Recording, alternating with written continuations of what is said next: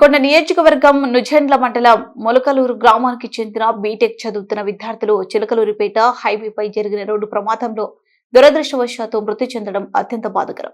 ఈ ప్రమాదానికి ఆర్టీఓ అధికారులు నిర్లక్ష్యమే కారణమని బాధిత కుటుంబ సభ్యులు ఆవేదన వ్యక్తం చేశారు.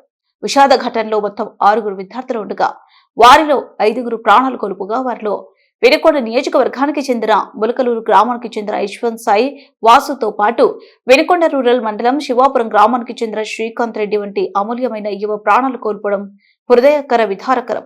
ఈ ఘోర ప్రమాదంపై తీవ్ర విచారం వ్యక్తం చేస్తూ బాధిత కుటుంబాలను స్వయంగా పరామర్శించిన వైఎస్ఆర్ కాంగ్రెస్ పార్టీ బీఎస్సీ సభ్యులు వినుకొండ మాజీ శాసనసభ్యులు బొల్ల బ్రహ్మనాయుడు.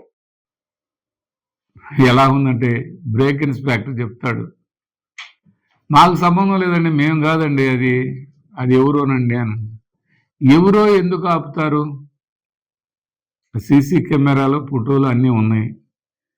సడన్గా క్రాస్ చేసి బండిని ఆపి సడన్ బ్రేకు, మీరు సడన్గా కారు లారీ ముందుకు పోయి ఆపారంటే ఆ లారీ ఆయన సడన్ బ్రేక్ కొట్టాడంటే వెనకున్న ఆయన ఆటోమేటిక్గా అది లోపలికి దూరిపోయిన పరిస్థితి.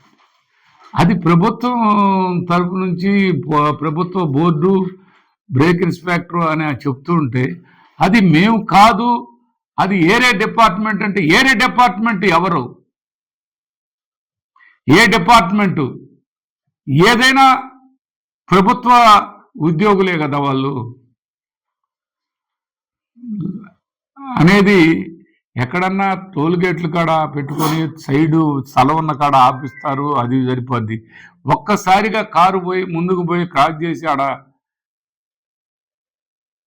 ఆపి ఈ ఘోరం జరిగిందంటే ఈ ఘోరానికి కారణం ప్రభుత్వ హత్యగానే భావించాలి. ఇది ప్రభుత్వ ఆఫీసర్లు ప్రభుత్వం ఏ విధంగా చేస్తున్నారు అనేది మరొకసారి గుర్తించాల్సిన అవసరం ఉందని ఈ సందర్భంగా తెలియపరుస్తున్నాను.